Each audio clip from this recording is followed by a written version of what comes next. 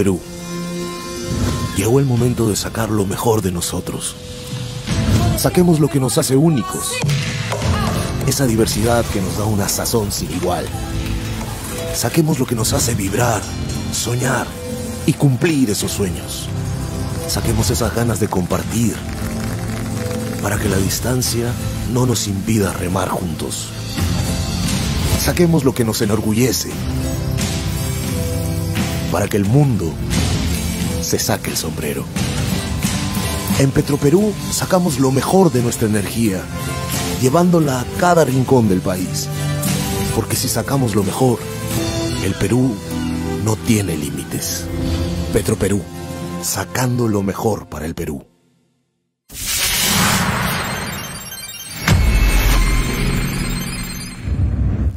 En la Dirección de Educación Continua de la Pontificia Universidad Javeriana, contamos con una sólida experiencia en estrategias de formación digital, tanto para el público en general como personalizadas para el sector empresarial y estatal.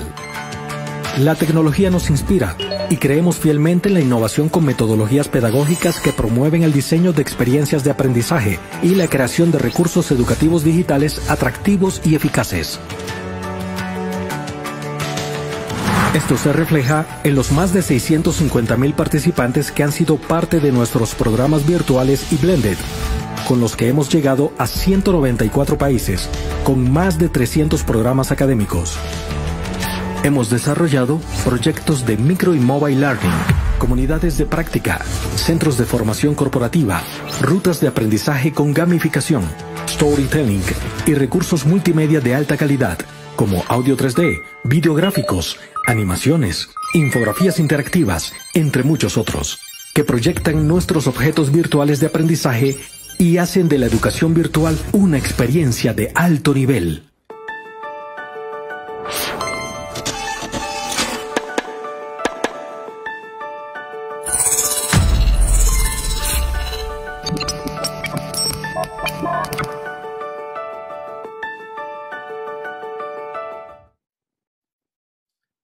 Muy buenos días, es un honor y un placer presentarles hoy la primera sesión de la segunda edición de los Diálogos Internacionales COPE.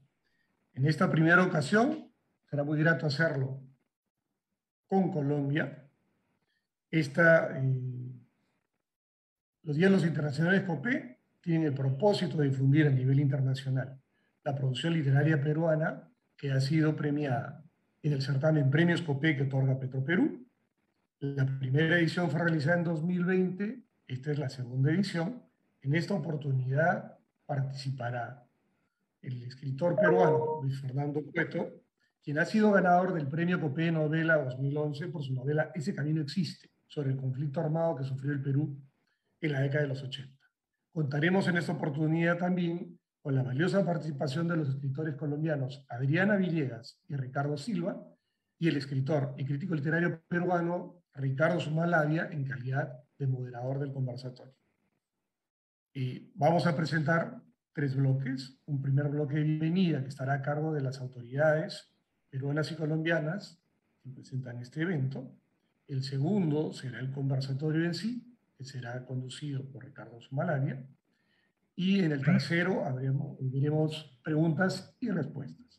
Las instituciones participantes en esta ocasión son desde Colombia, la Pontificia Universidad Javeriana y la Cámara Colombiana del Libro, y desde el Perú, Petroperú y el Ministerio de Relaciones Exteriores. A continuación, iniciaremos el bloque de bienvenida con las palabras del director general de Asuntos Culturales del Ministerio de Relaciones Exteriores del Perú, el embajador y escritor Carlos Herrera Rodríguez. Buenos días a todos. En lugar, disculpas por la tardanza, tenía problemas de otra reunión y problemas técnicos, pero bueno, lo importante es que ya estemos reunidos. Obviamente, disculpas a los participantes. Es en realidad una ceremonia a la cual tengo especial afecto teniendo en cuenta la influencia que ha tenido y tiene el premio COPE en la literatura peruana. Yo creo que a partir de los fines de los años 70 y comienzos de los 80, cuando se inició el premio COPE, Desde entonces ha sido uno de los principales promotores del género literario del cuento inicialmente y luego novela y ensayo. Pero yo creo que a partir de los años 80 se produjo una especie de explosión literaria en el Perú a través de los concursos el COPE y el cuento de las 1000 palabras de Caretas en otro nivel que también ha tenido una gran difusión. En una nota personal, debo decir que yo mismo tuve el hecho de haber sido finalista del premio COPE el año 83, creo que incidió en darme esperanzas de que pudiera tener una carrera literaria. Y luego tuve alguna otra oportunidad, nuevamente soy finalista. Entonces le tengo mucho afecto y quisiera en este momento comenzar rindiendo homenaje a don Pedro Cateriano, que ha sido el gran impulsor de la cultura en Petroperú y que nos dejó hace muy pocos días. Un homenaje entonces a don Pedro Cateriano y un saludo a todos los participantes en esta mesa, que además tiene la virtud de reunir a representantes de todos los países con mayor tradición literaria hoy en día en la región, que son Colombia y el Perú. Bienvenidos a todos a esta novelada, sino mañana literaria. Y dejo la palabra al ministro Jorge Ponce para que asuma la moderación de este evento. Muchas gracias.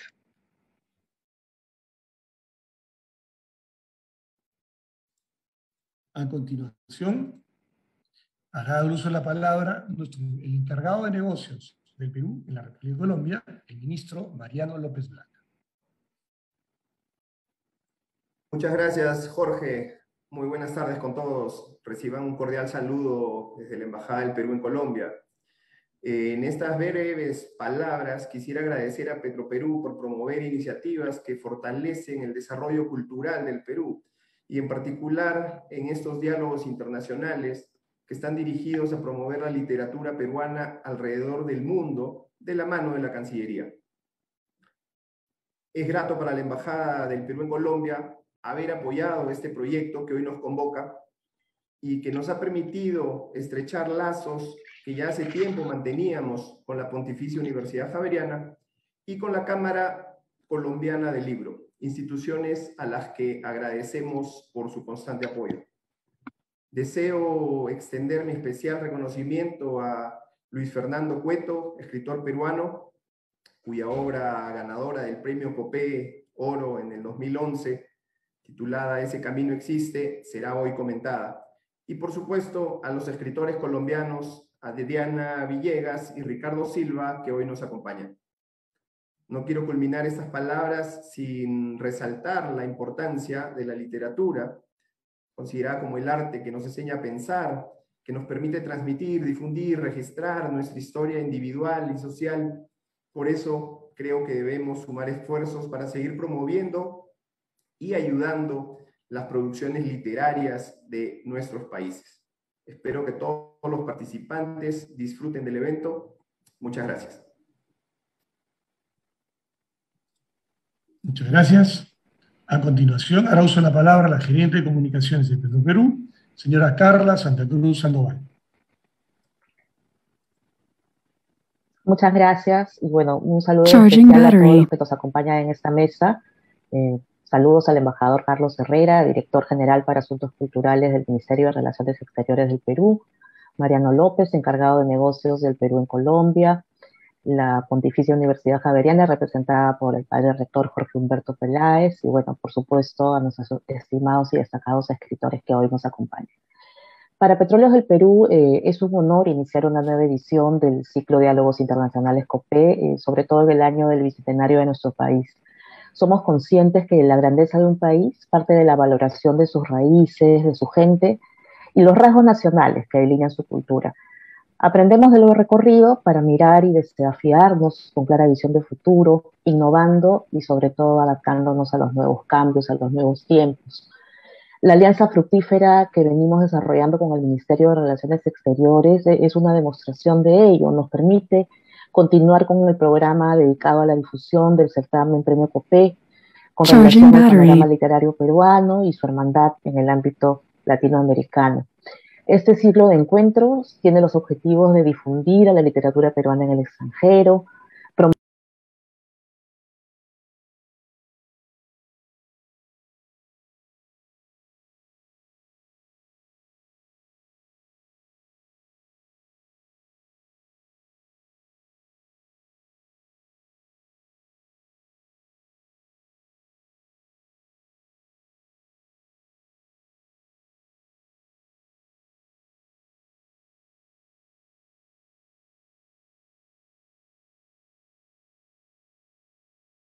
inmediatez y cercanía a toda la comunidad. A nombre de Petroperú, felicitamos a los escritores premiados que se darán cita en las fechas programadas de este ciclo, a las diversas instituciones que son parte de los países invitados como Colombia, Argentina y México en próximas fechas, y a todos aquellos quienes permiten conocer y reconocer el valor de nuestra inventiva y resiliencia de las letras peruanas. Muchas gracias.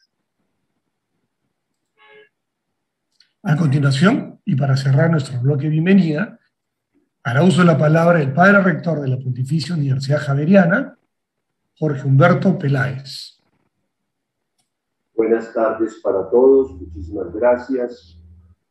Desde la Pontificia Universidad Javeriana, quiero extender un cálido saludo de bienvenida a esta segunda edición de los Diálogos Internacionales COPE y dar un agradecimiento especial al Ministerio de Relaciones Exteriores del Perú, a Petroperú y a la Embajada, por generar espacios de encuentro y reflexión como este, que promueven una política cultural abierta al intercambio de ideas y al desarrollo latinoamericano.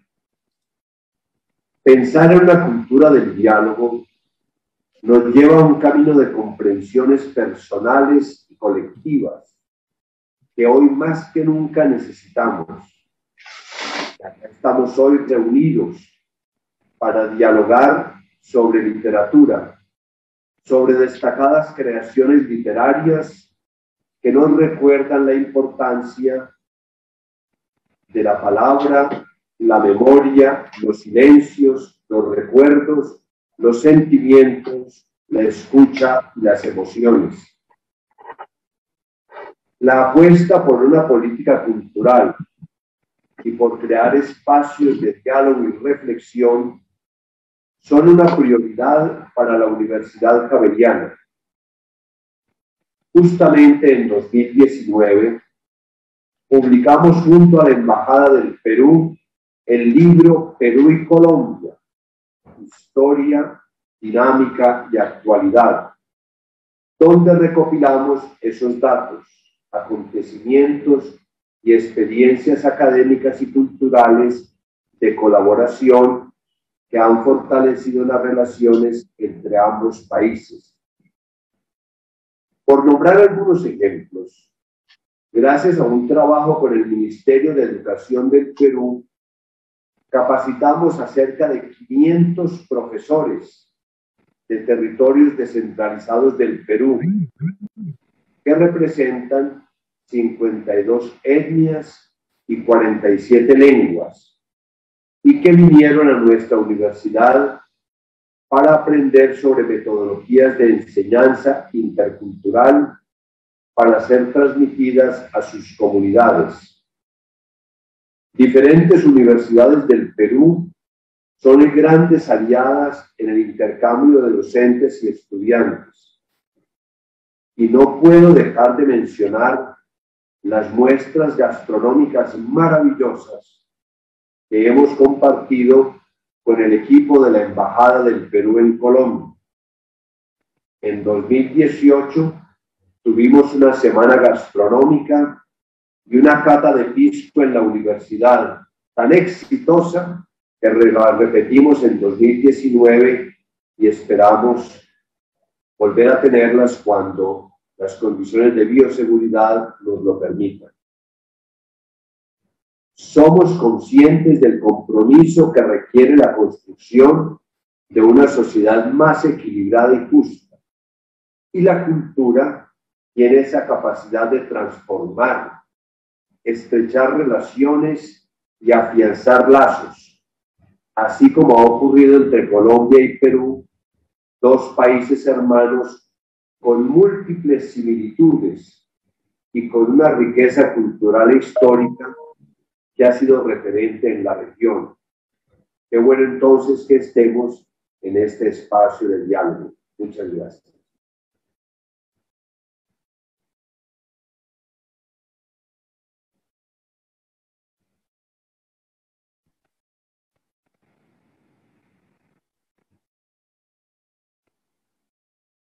Disculpen.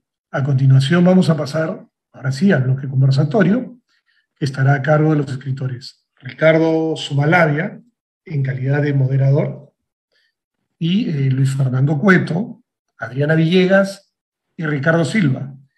El bloque conversatorio será continuar el bloque de respuestas a consultas, y antes de darles el paso solamente quería mencionar que este evento está siendo transmitido de manera cruzada por las instituciones participantes de los diálogos internacionales COPE. Muchas gracias. Ricardo. Muy bien, muy buenas tardes. Estoy sumamente contento de poder estar aquí en este evento, en esta segunda edición de los diálogos internacionales de COPE, y acompañado por escritores a quienes aprecio y admiro. Y también me robo unos segundos para saludar al embajador, gran escritor y amigo Carlos Herrera, a quien no veo virtualmente después de, creo que más de 3 años quizás, y me da mucho gusto poder verlo y saludarlo, y seguir apreciando su literatura. Y también, por supuesto, reiterar mis saludos a quienes nos acompañan. Me permito también unos minutos para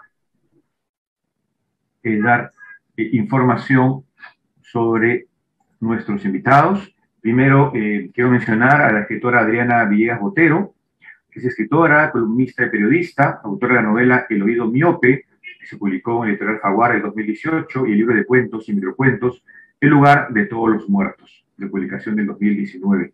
Es comunicadora social, periodista, abogada, especialista en literatura colombiana, magistra en estudios políticos y estudiante de doctorado en literatura, columnista en La Patria, docente en la Universidad de Manizales y ganadora del Premio Nacional de Periodismo Simón Bolívar en prensa en las categorías Mejor Cubrimiento de Noticia en 1999 y Crónica del 2019. Desde el 2005 publica comentarios literarios en el blog Secreto de Lectura, blogspot.com. Nuestro otro invitado, el escritor colombiano Ricardo Silva Romero, escritor, periodista, guionista, crítico de cine colombiano, dedicado a los géneros de novela y poesía y cuento, es columnista de periódicos y revistas de Colombia y España, licenciado en literatura en la Universidad Javeriana, ganador del Premio Biblioteca de Narrativa Colombiana por su obra Cómo perderlo todo. Publicó su primera novela Relato de Navidad en la Gran Vía en 2001, a la que han seguido títulos como Tic, Parece que va a llover, El hombre de los 1000 nombres, Autogol, Historia oficial del amor, entre otros. En el 2006 fue elegido por la organización del High Festival como uno de los 39 escritores menores de 39 más importantes de Latinoamérica.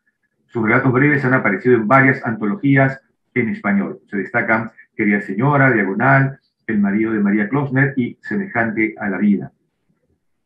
Y, por supuesto, presentar a Luis Fernando Cueto, escritor peruano, abogado de profesión, ganador del Premio Copé de Oro, como ya se ha mencionado, Premio de Novela en 2011 por la novela que nos convoca, Ese camino existe. También realizó estudios superiores de Derecho en la Universidad Peruana San Martín de Porras y perteneció a la Policía de Investigaciones del Perú entre el año 83 y 1990. Ya conversaremos sobre esta experiencia también. Obtuvo una maestría en literatura española e hispanoamericana por la Universidad de Barcelona. Él también ha transitado por diversos géneros como la poesía, el cuento y el ensayo. Y además del premio mencionado, también obtuvo en 2008 el premio de novela política por su obra Días de Fuego. Y también su relato La venganza de John Lennon quedó finalista del premio Copé de Cuento el año 2018. Bueno, realizada la presentación de nuestros autores, quiero mencionar que, si bien es cierto, nos convocan en las diversas sesiones los premios de novela, de ensayo, de cuento, ¿no?, para poder abrir estos diálogos, también es interesante poder conocer las otras experiencias desde las otras literaturas en este caso como la colombiana. Y quiero iniciar con una pequeña anécdota que creo que puede servir de punto de partida para esa conversación. Cuando yo visité Colombia por primera vez, en el año 2000 aproximadamente, recuerdo que conversando con amigos, personas que recién conocía, gente no necesariamente vinculada a la literatura, ni siquiera, digamos, a la lectura de muchos textos literarios, al reconocerme como peruano, quizás por un sentimiento propio latinoamericano de buscar nexos, lo primero que me dijeron fue la perubólica, ¿no? Me hacía mención a esa posibilidad de aquellos años de poder ver algunos programas nacionales peruanos a través, pues, de esta red, a través de este canal, ¿no? Y además, me empezaban a mencionar distintos productos que se consumían en aquella época, ¿no? Me hablaban de la leche Gloria, me hablaban de programas como Trampolín a la Fama, que es curioso, pero que para nosotros son símbolos patrios prácticamente, esos productos, esos programas. Pero también había otro elemento que me llamó la atención. Me dijeron, ustedes acabaron con la guerrilla peruana, ¿no? Su presidente, en ese momento, Alberto Fujimori, acabó con la guerrilla peruana. Y a mí me sorprendió la manera tan categórica en que lo mencionaban. O sea, aquí necesitamos lo mismo. Ojo que estoy hablando de la colombiana de a pie, digamos, ¿no? Cuya comunicación, cuya información le provenía por la televisión, por los medios de comunicación. No necesariamente la literatura, como les digo. Entonces, les hablo de los años 2000. En el caso peruano, hablamos de una experiencia de la violencia que se recrudece en toda la década del 80 y parte de inicios de los años 90. Entonces, frente al 2000 no había demasiada distancia. En Colombia, obviamente, tenían también una experiencia de violencia bastante dura, de varias décadas. Entonces, quiero que mi primera pregunta apunte hacia lo siguiente. ¿Hasta qué punto para ustedes esta distancia temporal pudo haber influido, filtrado, distorsionado o quizás ha nutrido, ¿no?, todo esto para abordar la experiencia de la violencia a través de la escritura? ¿De qué manera ha jugado el tiempo para sus propias escrituras? Para Diana, para Ricardo, para Luis Fernando, que obviamente imagino hablará desde su experiencia la novela Ese camino existe. Quiero empezar dándole la palabra a la escritora Adriana Villegas. Por favor, si puedes activar tu micro. Ya. Bueno, muchas gracias a quienes nos invitaron a este diálogo y a todos los que nos están viendo. Pues sobre la distancia y escuchando lo que usted decía sobre esos comentarios en Colombia de ustedes acabaron con la guerrilla. Ahora que murió Abimael Guzmán y entonces ha vuelto a hacer noticia Sendero Luminoso, pensaba en que pues su captura fue hace casi 30 años y digamos que hasta ahí llega más o menos la historia de Sendero Luminoso, y entonces para ustedes ha pasado 30 años, que es el tiempo de nuestra constitución política, pero para nosotros la negociación con las FARC es todavía un proceso supremamente reciente, que sigue estando vivo en la política cotidiana del día a día. Entonces ese pasado, que para ustedes sí puede ser un pasado con décadas de distancia, pues para nosotros todavía no ha ocurrido. Nosotros venimos hablando de la violencia. Hay un texto muy interesante de Gabriel García Márquez sobre 2 o 3 cosas sobre la literatura de la violencia, y es un texto de los años 50, 60. Es decir, Colombia viene escribiendo y reflexionando al mismo tiempo sobre la literatura de la violencia décadas. En todas las décadas, desde hace 70, 80 años, hay libros que dan cuenta sobre la violencia política, pero sin embargo la violencia política sigue hoy estando presente no solo en la literatura, sino en las noticias y en los periódicos.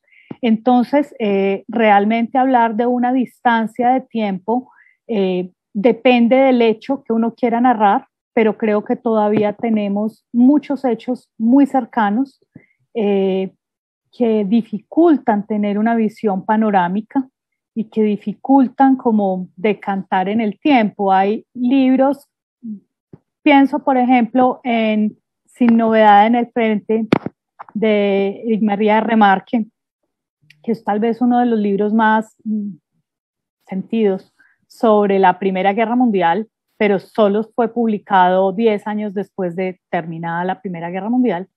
Y acá es muy difícil ponerle fecha de cierre a cuándo terminó la violencia en Colombia. Creo que, digamos, en el caso peruano, esa imagen de Abimael Guzmán detenido, enjaulado, es una imagen muy icónica, pero para nosotros ha sido difícil tener una imagen que permita un cierre simbólico, y este continuo de violencia es el continuo que también hemos narrado en la literatura, y por eso hay literaturas o libros sobre la violencia política, como Cóndores no entierran todos los días, o como El coronel no tiene quien le escriba, y otros muy recientes como Río Muerto, de aquí el compañero Ricardo Silva, que hablan de épocas distintas, pero todas alrededor de la violencia política.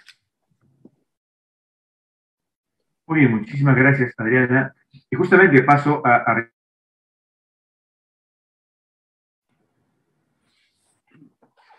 Bueno, pues la verdad es que me parece que la respuesta de Adriana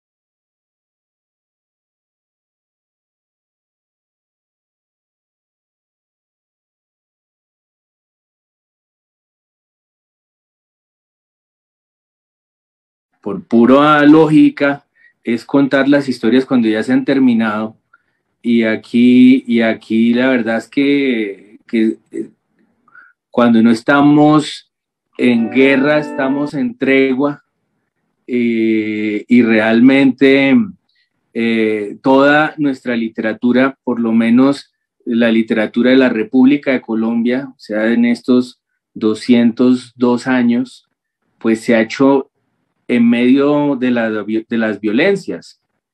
Eso significa que muy buena parte de nuestra literatura, uno podría incluso armar una biblioteca teniendo en cuenta ese criterio, muy buena parte de nuestra literatura tiene cierta vocación a la justicia que nunca se da. Es decir, hemos escrito una cantidad de novelas, no solo novelas, también hemos hecho cine, televisión, arte, música, me parece con la esperanza de que escribirlo, de que hacer todas esas obras signifique un comienzo del fin de la violencia.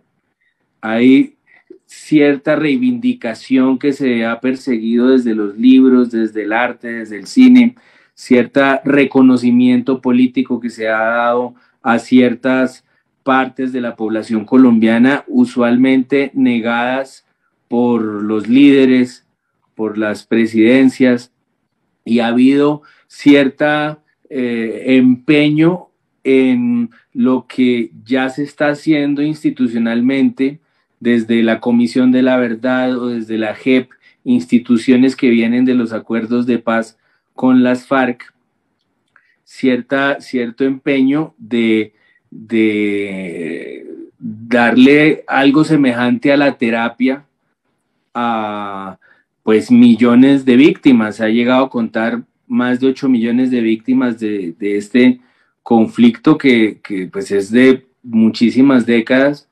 Como decía Adriana, hay gente que las empieza a contar hace 200 años, empieza a contar el conflicto hace 200 años, hay gente que lo cuenta desde hace 70, hay gente que habla de los últimos 60 años, las guerras se han venido reciclando por muchas razones, desde los pactos de paz que dejan por fuera a otros lugares de la población, hasta el mismo negocio de la droga. Ha sido muy difícil escapar a la violencia y concluyo lloviendo sobre lo que dijo Adriana, básicamente diciendo que sí, que nuestra literatura ha tratado de ser la Comisión de la Verdad y la JEP antes de que estuvieran, y a mí me conmueve mucho ese esfuerzo de reconocimiento político de tantos ninguneados en este país.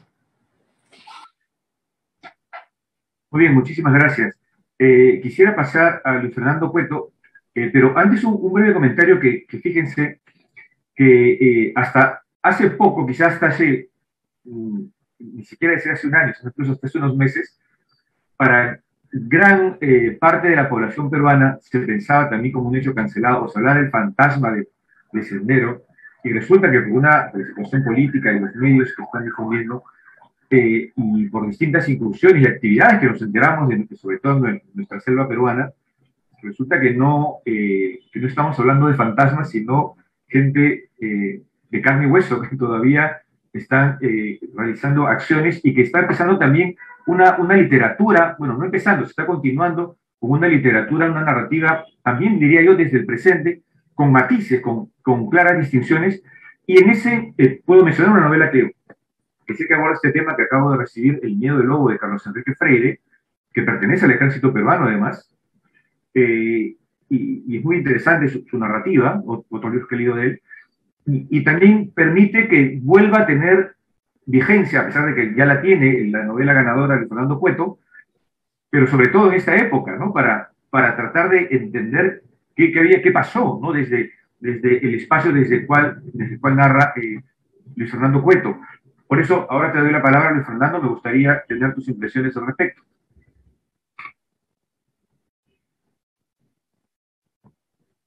Bueno, gracias. Buenas tardes por allá. Quiero saludar esta iniciativa de Petro Perú, de la Embajada Peruana y la Universidad Javeriana. Ricardo, has mencionado algo importante, que tiene que ver con la perspectiva del narrador. Hace poco leí un artículo de un analista peruano sobre que hay el contexto de la narrativa y la califica sobre quienes participaron directamente en el conflicto, ya sea entre las fuerzas del orden o del lado de los subversivos, y que también hay personas que han escrito historias. Y me pone a mí en el grupo de los que han estado que han participado y que tienen una experiencia y cuentan los que han vivido o los que han conocido de primera mano, de primera fuente. Yo creo que para toda obra se necesita una distancia en el tiempo, y es un espacio necesario para convertir esa realidad real, entre comillas, en una realidad ficcional, en un artefacto verbal, porque si no, no habría manera de poder escribir una novela. Solamente daríamos un testimonio o haríamos una denuncia. Yo me demoré más de 20 años en escribir Ese camino existe.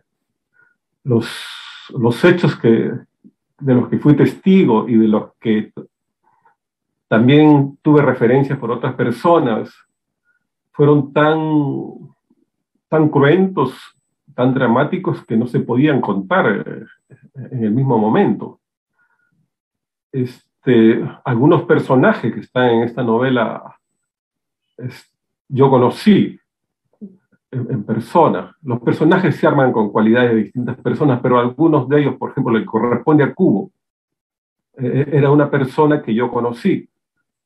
Y lamentablemente acabó perdiendo la razón. En una novela anterior Días de Fuego, también hablo de un personaje que ha perdido la razón. Y es un personaje que yo también conocí, ¿no? Era un hombre que había recibido un balazo en la cara y vivía con la bala en el cerebro. Y perdió la razón.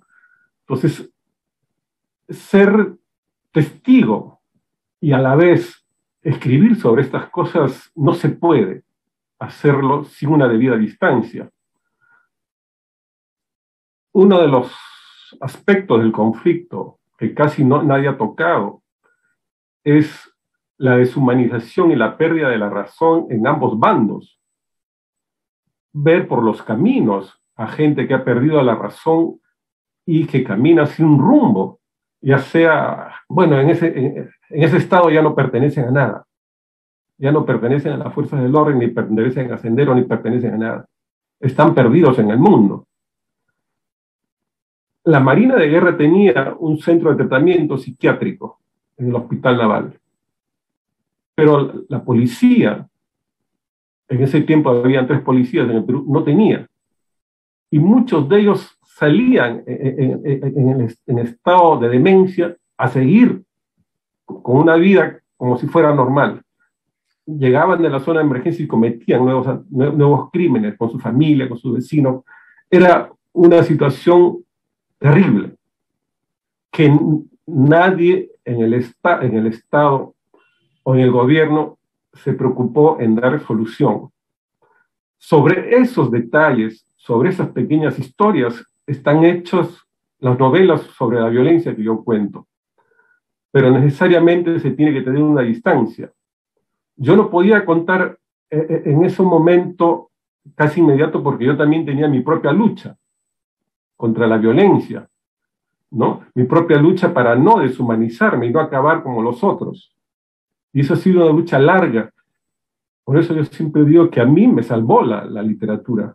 Si yo no hubiera podido escribir esos libros, no hubiera tenido otra manera de conjurar a mis demonios internos. Entonces, cuando se habla de la violencia, como dice Hannah Arendt en un ensayo que tiene justamente sobre la violencia, que son terribles, ella dice, los opinólogos sobre la violencia, ¿no? Porque lo que tratan de contar es algo que no tiene en sí mismo una racionalidad, ¿no? La violencia es inherente al ser humano, es inherente a la condición humana, pero cuando nosotros la sufrimos y después tratamos de llevar eso a un producto de ficción estético, es una lucha muy ardua. Y es una batalla, creo yo, por no perder la condición humana. Eso en cuanto al escritor protagonista, se puede decir, ¿no? Porque cuando has aprendido la historia de otras fuentes, porque antes de todo hay que tener una historia, yo creo que es otro tipo de proceso. En mi caso, ese ha sido para mí mi tabla de salvación. Escribir, escribir, escribir y dejar que pase el tiempo, buscando una manera de contar esta historia a través del tiempo para poder subsistir y aferrarme a unas fibras, a unos márgenes de la condición humana para no dejarme arrastrar, ¿no? Porque la violencia, una vez que tú has pasado, no te deja. Te sigue y está dentro de ti. Yo tenía muchos episodios para controlar la furia, por ejemplo. Era muy difícil para mí. O para controlar el miedo. Hace poco estuve conversando con un chico que estuvo conmigo en uno de estos enfrentamientos, donde yo pensé que había actuado con cierta valentía. Y él me dijo por teléfono, nunca me voy a olvidar de tu cara de pánico que pusiste ese día. Entonces, luchar contra eso es sumamente difícil. Por eso lo que yo veo en el Perú es que todo el mundo opina sobre el conflicto. Y los que han vivido el conflicto nunca más quieren opinar ni quieren vivirlo, ciertamente. Es un proceso. Estamos escribiendo sobre esto ahora, que ya ha pasado y puede haber una distancia para asimilar muchas cosas. Es una historia de la violencia en el Perú que no se inicia con Sendero Luminoso.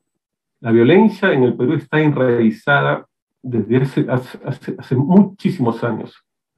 Y es casi como un espejo de lo que pasa en Colombia, porque lo que pasa en Colombia después es un campanazo de lo que va a pasar en Perú. Yo leí hace años, por ejemplo, La Virgen de los Sicarios. Y dentro de mí dije, dentro de unos años van a haber sicarios en el Perú. Y ahora hay sicarios en el Perú.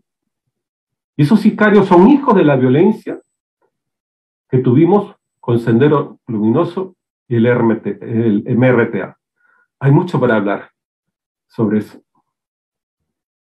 Muy bien, muchísimas gracias, Luis Fernando. Muy interesante. Has ido tocando de otras preguntas que pretendía hacer, pero yo lo que me llama la atención y que me intriga también, quisiera tener la opinión desde la experiencia colombiana, porque en el caso nuestro, en muchas de estas novelas sobre la violencia, y en la novela también de Luis Fernando Cueto, que pretende dar distintas miradas, es decir, como que no se asume un bando, ¿no? Justamente con esa intención que él ha mencionado de mantener los niveles de humanidad, ¿no?, en todos los actores de esa experiencia de la violencia que hemos padecido y que en sectores se sigue todavía padeciendo. Se le da voz a alguien que perteneció a Sendero o de las Fuerzas Armadas o de los pueblos que estaban sometidos a unos y a otros, obligados por unos, obligados por otros, padeciendo, estando entre dos fuegos, ¿no? Pero además, un elemento interesante de la novela Ese Camino Existe, y que también podemos encontrar en otras, como les digo, narrativas peruanas de esta temática, es que tratando de explicar qué pasó, de dónde proviene todo esto, y como bien acaba de decir Luis Fernando, que no solamente se origina en los 80, es cómo entendemos la cosmovisión andina en esta experiencia de la violencia. ¿Cómo la entendemos para los escritores, por ejemplo, que podemos ser de la costa, de la capital, una experiencia citadina? Es decir, de alguna manera esto nos demuestra pues, las fracturas culturales que tenemos en nuestro país, que no logramos entender esa visión mesiánica que se ha podido tener, que ha podido alcanzar a Abimael Guzmán, por ejemplo, ¿no? Quisiera saber si esta experiencia, este tipo de cosmovisiones, o esta muestra de fracturas de las visiones del mundo, de qué manera también se expresan en Colombia y sobre todo en su literatura, en su narrativa. Adriana, por favor. Yo agregaría antes de, digamos, como para complementar ese comentario que hace Ricardo, a mí de Ese Camino Existe, porque claro, estamos hablando de la violencia en Colombia, la violencia en Perú, allá hay guerrilla, acá también, y entonces es como, digamos, como fácil encontrar puntos comunes o paralelos. Pero a mí me sorprendió de Ese Camino Existe la geografía, la descripción de esos lugares o esos parajes tan remotos, tan recónditos, tan fríos, con la garúa, con el frío todo el tiempo, que no coinciden o no siempre coinciden, o son unos parajes muy distintos a los lugares donde ocurren cosas similares acá. Es decir, puede que haya situaciones parecidas en cuanto a las víctimas, que suelen ser personas muy desposeídas de todo y muy que no se narran y otro las narra, porque digamos en el caso de Ese Camino Existe, pues son víctimas analfabetas, que no tienen forma de dejar una memoria escrita de lo que les está ocurriendo. Pero particularmente me llamó la atención esa esa descripción tan precisa de unos lugares que, aunque tenemos proximidad geográfica, pues los hacen muy distintos a lo que vivimos acá. Y tal vez es la mirada de una extranjera. O sea, tal vez eso no es tan consciente para el lector peruano. Por supuesto que también acá hay unas distancias muy grandes entre la violencia urbana y la violencia rural, y y digamos, hay muchas obras que tienen un foco en lo urbano. Ahora mencionaban La Virgen de los Sicarios, pero puede haber muchas más, y otras que ponen el foco en, digamos, distintos hechos victimizantes, las masacres o los desplazados o la violencia sexual. Y en ese orden de ideas, pienso que Ese camino existe, es una novela que tiene una intención, no sé si fue consciente o por lo menos así la leo, de ser totalizante en la medida en que recoge distintos actores de la violencia y distintos hechos victimizantes. Está el desplazamiento, está la masacre, está la violencia estatal, y algo que se aborda, como decía ahora Ricardo, con este afán de la literatura de convertirse en la comisión de la verdad que no tenemos o que no teníamos hasta hace poco, pues también como la violencia psicológica y la secuela mental que produce tanta violencia física. De eso podríamos encontrar también en la narrativa colombiana, pero en unas geografías que son muy distintas a pesar de ser rurales. Gracias. Ricardo, ¿cuál es tu opinión? Sí, el tema de la geografía colombiana siempre se ha mencionado, a mí me parece que con todo el sentido del mundo, como un impedimento a la hora de montar una nación. Quien conoce Colombia, quien viaja por carretera, pues sabe que es viajar por una especie de montaña rusa, y que se va de un precipicio a un valle con mucha facilidad, y se sorprende quien viaja por carretera por Colombia de que aquí se haya podido montar pues ciudades y se haya podido tener cierta pues sí, cierta nación, de alguna manera. Es realmente una especie de milagro. Eso significa también que aquí no hay un solo país, sino muchos países. Hay realmente muchas culturas. De cierto modo uno siente que son varios planetas. La Guajira, el Amazonas, el Pacífico, el Caribe, la región andina, los llanos. No pueden ser más diferentes los lugares y las culturas, y sí se ha dado, yo no sé, es probable que sea herencia de pensamiento colonialista. Sí se ha dado una especie de desdoblamiento en el sentido de que desde las ciudades es muy común que no se acuse recibo de la guerra, que se sienta que la guerra sucede lejos, por allá en unas colonias, en unos lugares a los que de vez en cuando una especie de imperio viaja para explotarlo, para conseguir mano de obra y para traerse los productos como pensaría una mente colonialista. Entonces es realmente impresionante las cifras de nuestra violencia aún hoy, razón por la cual decía Adriana, la distancia para narrar la violencia es tan difícil, es tan, pues no se da esa distancia realmente. Las cifras hasta hoy de, por ejemplo, de asesinatos de firmantes de paz de las FARC es enorme. Las cifras de asesinatos de líderes sociales es enorme, de líderes ambientales es enorme.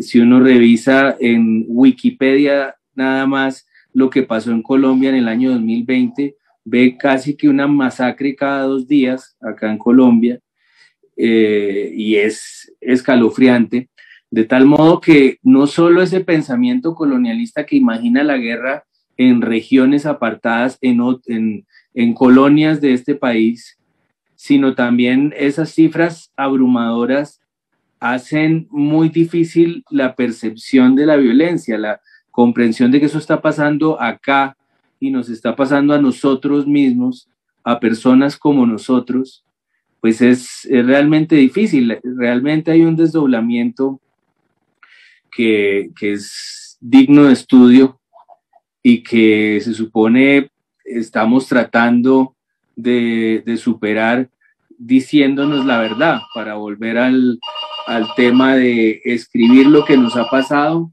y de recoger lo que nos ha pasado. Muy bien, muchas gracias. Luis Fernando, tu turno. Bueno, yo quisiera primero referirme al comentario de Adriana. Sí, yo tuve especial interés en la geografía. Sucede que había leído algunas obras que se habían publicado y no correspondían al espacio que yo había visto. No estaban los cerros, no estaban los ríos, no estaban los valles, y tampoco estaba el lenguaje. En algunas obras, los pobladores de Ayacucho hablan como los pitucos limeños. Entonces, eso a mí me llamó la atención. Estos señores, ¿de qué han escrito? ¿Conocen o no conocen la zona de emergencia? ¿Han ido, aunque sea, a darse una vuelta para documentarse?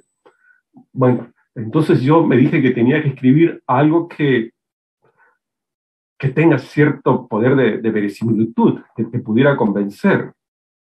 Y yo siempre he tenido cercanía con libros de descripción de geografías.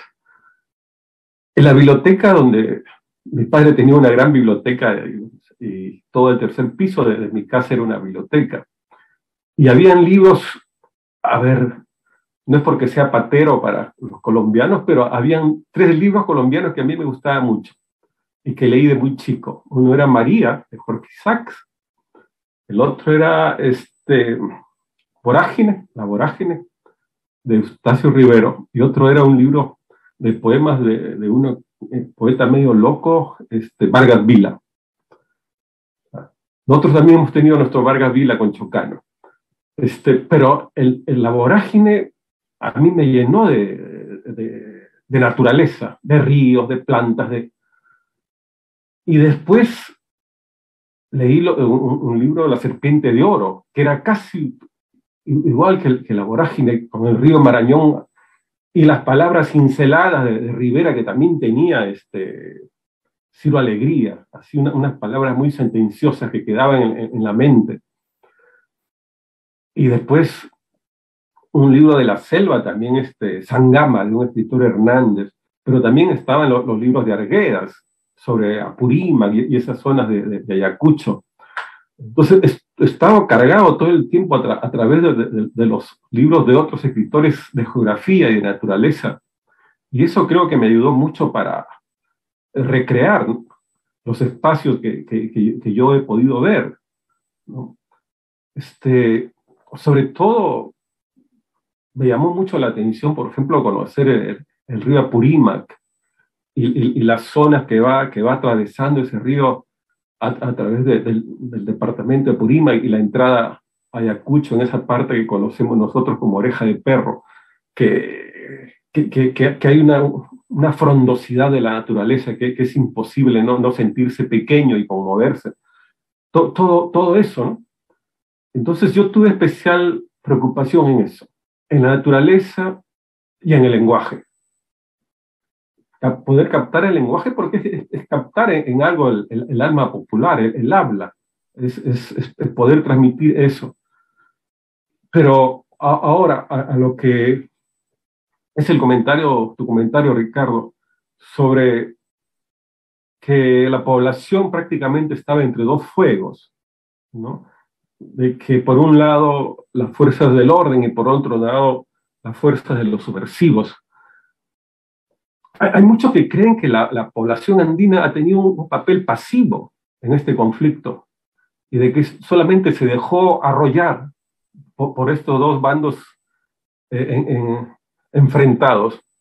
Y eso no ha sido así. A diferencia de otros conflictos donde la población tomaba partido por la fuerza del orden o por las fuerzas subversivas, llegó el momento en que los campesinos se organizaron y crearon los comités de autodefensa, que eran las rondas campesinas. Falta mucho en la literatura peruana incorporar este hecho, incluso en los analistas y en los críticos. Uno de los factores, si no el factor más importante de la derrota de Sendero Luminoso en el campo, han sido las rondas campesinas. Ellos conocían la zona, conocían a los miembros de sus pueblos, de sus comunidades, y se armaron y decidieron defenderse. Ya no ser víctimas, ni tener un papel pasivo, sino tener un papel activo. Y ellos se dedicaron a responder los ataques, incluso a perseguir a los miembros de Sendero Luminoso, y llegó el momento en que Sendero Luminoso le cogió respeto y miedo a estas rondas, porque los cazaban, donde se encontraran, los buscaban, los perseguían y los cazaban. Eso fue uno de los motivos para que dejaran el campo y se fueran a la ciudad. El salto estratégico, supuestamente, de Sendero Luminoso de irse a Lima, no era porque habían vencido en el campo, sino porque estaban huyendo del campo. Ya no tenían espacio porque los campesinos perdieron el miedo y comenzaron a repeler los ataques. Eso ha pasado. Sobre este hecho hay poquísimo en la literatura y hay poco también en los análisis. La Comisión de la Verdad del Perú ni lo menciona, pero ese es un hecho muy importante para la derrota de Sendero Luminoso o para arrinconar a Sendero Luminoso en Lima. Entonces, no es que los campesinos tuvieron un papel pasivo. Ellos tomaron un partido y fue un partido, pero muy decisivo en este enfrentamiento.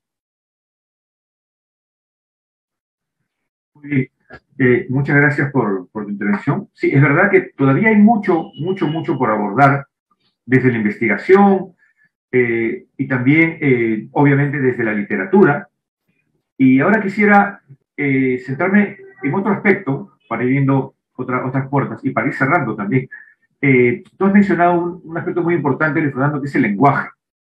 Es más, hace un momento dijiste, que me hizo mucha gracia porque hace mucho tiempo que no escuché esta palabra, que es lo que pasa a los peruanos que también viven en el extranjero, me pasó a mí viviendo muchos años también en el extranjero, que nos quedamos con un lenguaje que luego volvemos al Perú y ya otros no nos entienden, ¿no? Cuando hacía referencia a la literatura colombiana dijiste, puede parecer que sea patero, y claro, de repente veo la cara de los invitados, Adrián y Ricardo, como, ¿qué quiere decir con patero? Que es adulador, ¿no? O sea, no es que quiera abusar de adular de la literatura coreana y cita a los autores coreanos, ¿no? Sin embargo, bueno, entonces, esto que puede parecer anecdótico, tú lo has mencionado, o sea, el lenguaje es sumamente importante. Has mencionado, en nuestro caso, a José María Arguedas, ¿no? Que de alguna manera él es uno de los más importantes narradores que logra esa fusión lírica, un lenguaje literario interesante, desde el quechua y el español del citadino, ¿no? Logra esa armonía, no necesariamente porque quiera dar cuenta de cómo habla en determinadas zonas, sino que un lenguaje literario personal. Eso es otra cosa, ¿no? No necesariamente pues, el lenguaje de nuestros cuentos, nuestras novelas, que pretendan ser un calco de cómo habla la gente, sino de que funcione en el texto literario. Ya nos has dado algunas pistas, un poco como también para ir dando una última ronda. Quisiera preguntar a todos ustedes por ejemplo, en el caso de Adriana y Ricardo, también desde la perspectiva del periodista, porque también tienen ustedes una labor muy intensa periodística, de crónica, cuando quieren abordar su literatura, no solamente el tema de la violencia, pero también cuando abordan estos temas, hay un cuestionamiento, una preocupación particular del lenguaje, es algo que están cuestionándose, pues algo ya interiorizado y que simplemente pues ya se desarrolla en el acto mismo de escritura. Adriana. No, escribir es muy difícil precisamente porque no es así, porque no es sentarse, o por lo menos en mi caso, a juntar palabras y lo que salga. Digamos que escribir con conciencia del lenguaje es precisamente el ejercitarse en identificar cuál es la palabra precisa, el tono preciso, cuál voz es verosímil para qué personaje o cuál es el punto de vista desde el que quiero contar una historia. Y eso exige, pues en mi caso, un ejercicio muy de ensayo y error, de empezar y entender por aquí no es, y entonces borrar, eliminar y volver a empezar.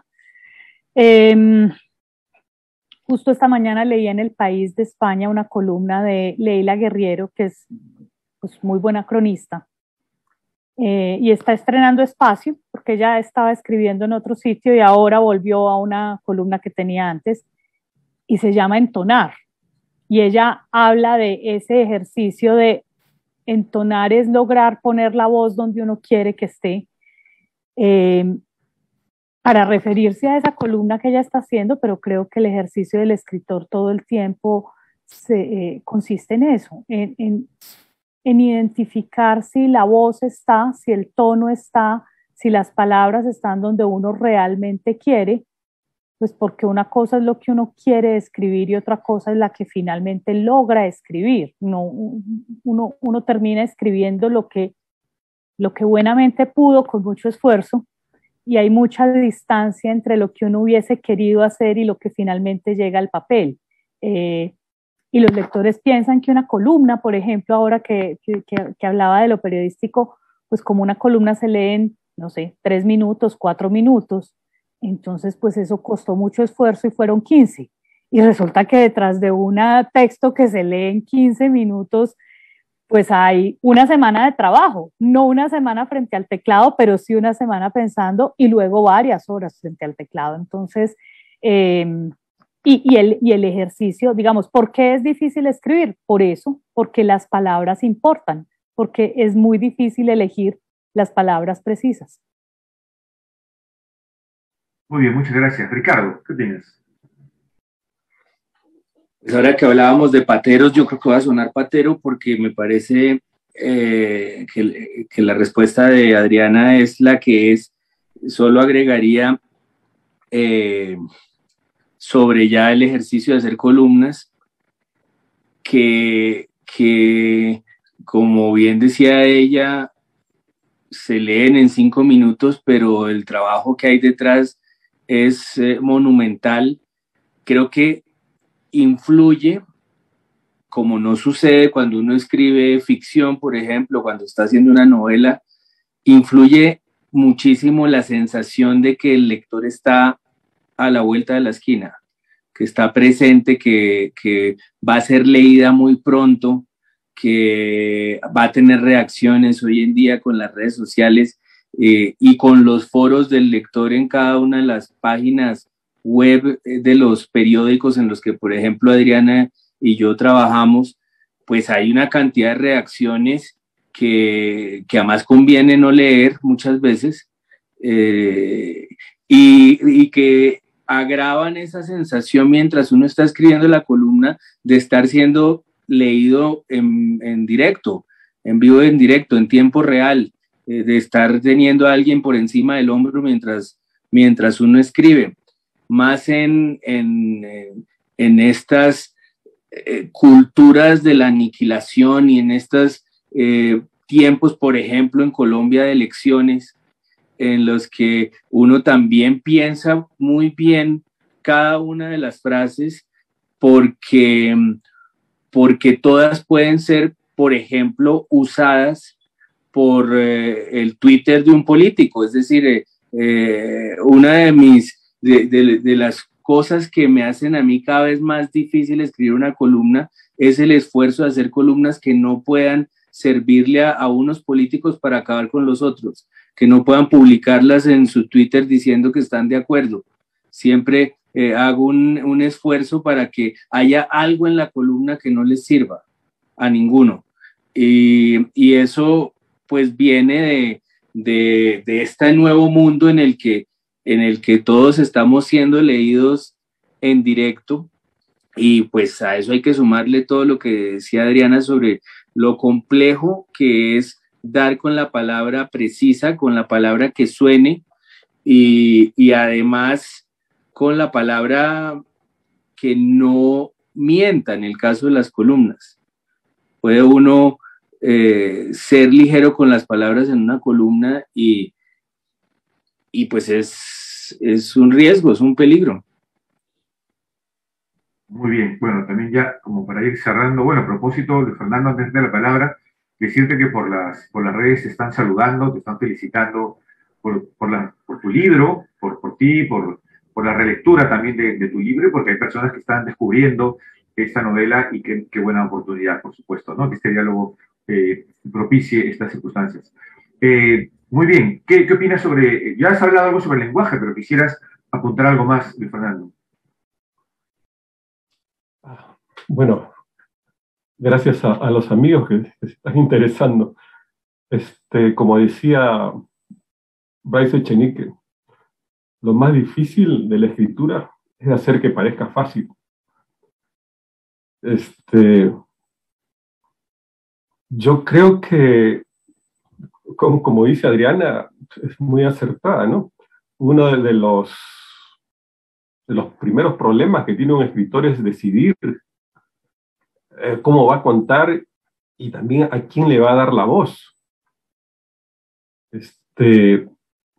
Yo tengo algunos maestros de los que he tomado prestado algunos tips, en otros casos los he robado, pero por ejemplo, Vargas Llosa tiene un almacén de herramientas sobre estos temas. De la Casa Verde, por ejemplo, uno tiene que aprender de que uno tiene que inventarse un idioma prácticamente para cada novela o para cada personaje que va a hablar. Yo tenía claro, por ejemplo, este libro Monólogo en las tinieblas, ¿no?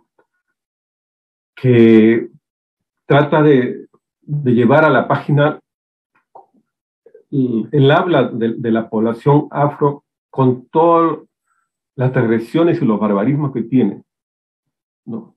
Entonces a mí me parece que ahí falta algo, me parecía que ahí falta algo, porque es cuestión de inventar un lenguaje, no de transcribirlo, ¿no? Y yo algo de eso hice, en ese camino existe. No llevé la palabra del poblador de esas zonas como él hablaba el castellano, sino como yo pensaba que debía llevar a la página. Como para mí me parecía que yo debería inventarle un lenguaje para él. Obviamente ese lenguaje de los protagonistas no es mi lenguaje. Yo provengo de la parte del norte del país que tienen una forma de hablar con mucho doble sentido, que es distinto, creo, a cualquier otra habla del Perú, ¿no? Pero entonces tengo que inventar lenguajes cuando tengo que tocar otros escenarios y otros personajes. Solamente hay una novela mía donde yo prácticamente me solazo con el lenguaje de mi tierra, de mi zona, que es riquísimo, ¿no? En imágenes, en dobles sentidos y en muchos sentidos para referirse a muchas cosas, como el sexo, como el nombramiento, y como El lenguaje para mí, por eso es muy importante. El escritor, su primera tarea es inventar un habla y que ese habla de alguna manera sea convincente. Es muy fácil transcribir lo que las personas hablan, como lo que hizo José María Arguedas en El zorro de arriba y El zorro de abajo. Él grababa a los personajes y después transcribía. Y por supuesto que salía algo caótico. Eso no es lo que hace Vargas Llosa en La Casa Verde. Entonces yo pude ver ambas novelas y cotejarlas, ¿no? Es un trabajo de leer con una libretita de apuntes al costado y ir tomando nota, porque es un aprendizaje. Eso es lo que hice yo. Ahora bien, como has dicho tú, un escritor va quedándose en el tiempo. Yo me he quedado en el tiempo quizá con el habla de mi época de joven en el Perú. Cuando uno sale del país y recorre otros países y otras hablas y otros idiomas, no se actualiza con las jergas, con los modismos. Y es posible que los que yo conozco de mi época de juventud en el Perú ya pasaron de moda. Quizá ya nadie se diga alguien con la palabra pituco o patero, ya los jóvenes tienen otra habla, otro léxico. Y si yo quisiera escribir una novela sobre ellos, sobre los jóvenes ahora del Perú, tendría que ir y pasearme pues por los barrios y conversar con ellos, que es algo que yo hago ciertamente cuando escribo, ¿no? En una novela, la que estoy por publicar, hablo sobre personas que están en la cárcel del Perú y he ido a esa cárcel y he conversado con algunos de ellos para sacar lo que en el Perú se conoce como la jerga canera, por decir, ¿no? Por eso es todo un trabajo adaptar el habla, y es una aventura, que a veces aciertan y a veces no, pero hay que hacerlo. Muy bien, muchísimas gracias. Bueno, ya estamos en la etapa para despedirnos. Quisiera dar la oportunidad que todos los invitados puedan decir algunas palabras finales. Entre las preguntas, aprovecho para nuestros colegas colombianos, les piden que si pueden recomendar algunas otras novelas con el tema de la violencia. Y de paso, bueno, también nos despedimos, ¿sí? Adriana, por favor. Bueno, pues como comentario final, yo saludo esta iniciativa. Infortunadamente en América Latina, aunque hablamos el mismo idioma, nos leemos muy poquito y circula muy poquitos libros que no vengan de autores españoles. Entonces, y en algo mexicanos, pero poco más. Entonces, digamos que es la oportunidad de poner en circulación y conocer nuevos títulos, autores, y eso me parece muy valioso. Para abordar la violencia o las historias de las violencias en Colombia, yo recomiendo cualquier libro, el que ustedes encuentren, de Rafael Baena. Rafael Baena murió hace pocos años, tiene un libro que se llama Vuelvan caras carajos sobre el proceso, digamos, de independencia, tiene varios libros sobre las guerras civiles del 19, tiene un libro sobre la violencia, digamos, más reciente que se llama Siempre fue, ahora o nunca, los del 19, La bala vendida, en fin, cualquier título de Rafael Baena me parece que es un autor que para mi gusto como que no hemos todavía dimensionado en su justa dimensión. Muy bien, muchísimas gracias. Ricardo. Bueno, pues mil gracias por la invitación, ha sido una alegría escucharlos, ha sido además muy interesante, pues, y sí, me he enterado pues de muchas cosas que no sabía. Y sí, la obra de Rafael Baena es extraordinaria. Yo también pensaría en quizás las novelas que ha hecho Miguel Torres sobre el 9 de abril, sobre el Bogotazo aquí en Colombia, el incendio de abril especialmente, el crimen del siglo. Son novelas que yo creo que resumen y contienen muy bien los problemas sociales que van a dar a la violencia colombiana. Muy bien, muchísimas gracias. Y a Luis Fernando Cueto, también sus palabras finales, y mencionar antes que para todos los interesados, la novela Este Camino Existe también forma parte de la biblioteca virtual de Petroperú, de tal manera que todos los amigos que están viendo desde Colombia y desde otras partes de América Latina también pueden acceder, por supuesto, a la novela de nuestro invitado de esta sesión. Luis Fernando, tus palabras finales, por favor. Bueno, estoy muy contento de haber participado en este encuentro. Pienso que el conflicto de los últimos años en el Perú, para excluirlo, porque la violencia en el Perú se da, para mí, desde la época de la conquista, e incluso antes, en el imperio incaico ya teníamos una gran violencia, y nos han vendido la idea de que era un imperio de eterna paz y prosperidad, y eso no es cierto. Bueno, Garcilaso nos dijo eso, pero no era así. Como no es cierto, tenemos que construir un futuro de paz, un futuro de paz. No hemos tenido paz. García Márquez hablaba de las 36 revoluciones civiles en 100 años de soledad. Yo he podido contar desde la independencia hasta la guerra con Chile, casi unos 50 años, que tuvimos 50 guerras civiles en el Perú, 50 encontronazos. Y no hemos parado. El episodio último con Sendero Luminoso y el MRTA es un episodio más en nuestra larga historia de violencia. Si hubiera que señalar algunos libros como recomendación, yo pienso que Rosa Cuchillo, de Óscar Colchado, es un libro que marca un hito y tiene lo que yo he dado en llamar el realismo mítico peruano. Es muy distinto de realismo mágico. Es la incorporación del pensamiento y de la forma, la cosmogonía del hombre andino en relación a los mitos y cómo tuvo ese enfrentamiento con la violencia armada, tanto de la fuerza del orden como de los elementos subversivos. Otro libro que recomendaría es Generación Coche Bomba, que me parece un libro que marca un hito en lo que es la violencia urbana, ¿no? Visto de los ojos de una generación de jóvenes dados a la música metálica, subterránea, y desde otro ángulo, de otra perspectiva. Me parece que es uno de los pocos libros que aborda los primeros años de violencia de Sendero Luminoso en Lima.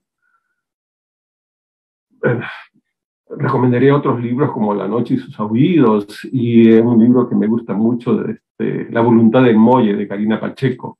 Otra forma de abordar también la violencia, desde otra perspectiva. Hay muchos libros, pero creo que me impactan esto por su forma de abordar las historias. Y bueno, y agradecer nuevamente la invitación y la participación de los colegas colombianos y las instituciones que han tomado parte para que este evento se haga posible. Y a ti, Ricardo, también, por el esfuerzo. Muchísimas gracias, Fernando, gracias, Adriana, gracias, Ricardo. Como acabo de decir, la novela de Fernando está en la biblioteca virtual, pueden leerla. El link, el enlace está también en el Facebook de Petroperú, desde donde están viendo ustedes este evento. Bueno, por mi parte, me despido también. Muchísimas gracias, ha sido un honor estar con todos ustedes.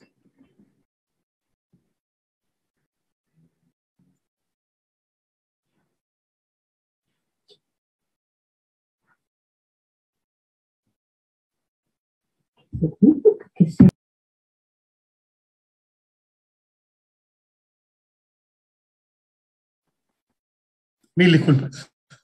Líos con el micrófono. Para terminar con este evento tan interesante. Solamente quiero expresarles de una parte la enorme satisfacción que sentimos todos quienes hemos sido parte de este esfuerzo en haber podido llevar a ustedes la obra de Luis Fernando Cueto y los sugestivos comentarios que en torno a la obra y a los temas abordados por la obra han compartido Adriana Villegas y Ricardo Silva bajo la inteligente moderación de Ricardo Sumalavia. Creemos que ha sido un acierto comenzar esta segunda edición de los Diálogos Internacionales COPE, trabajándolos con un país que es hermano, socio y tan similar en múltiples aspectos como es Colombia, no solamente por la evidente relevancia que tiene su producción literaria y la calidad de sus especialistas, que han confirmado Adriana y Ricardo, como por, hablamos de estas similitudes, cabe destacar justamente la temática de la obra premiada de Fernando Cueto en esta ocasión, en que muestra experiencias similares en varios aspectos entre Perú y Colombia, en un fenómeno tan dramático, tan trágico como ha sido para ambos países la violencia armada, y que nos ha permitido compartir esas experiencias y las visiones que cada uno tiene respecto a este tema, ¿no? Agradecer la moderación de Ricardo y, bueno, agradecerles a todos los que han participado del diseño, de la organización y del desarrollo de los COPE, a todos los que han hablado aquí, agradecer asimismo al auditorio conformado por tantas personas a través de las redes, de todas nuestras instituciones organizadoras, las que han podido verlo en vivo y quienes puedan verlo posteriormente gracias a la tecnología. Estaremos el 20 de octubre en nuestra segunda jornada de los Diálogos Internacionales COPE. Esta vez la contraparte será Argentina. El escritor participante será nuestro premio COPE de ensayo quichua. Y para ver más detalles les pediremos estar atentos a nuestras respectivas redes, donde iremos informando de todo esto. Muchas gracias a todos, felicitaciones a los que nos han ilustrado con sus posiciones y comentarios. Gracias a todos por acompañarnos. Nuevamente, ha sido un enorme placer y un honor. Gracias.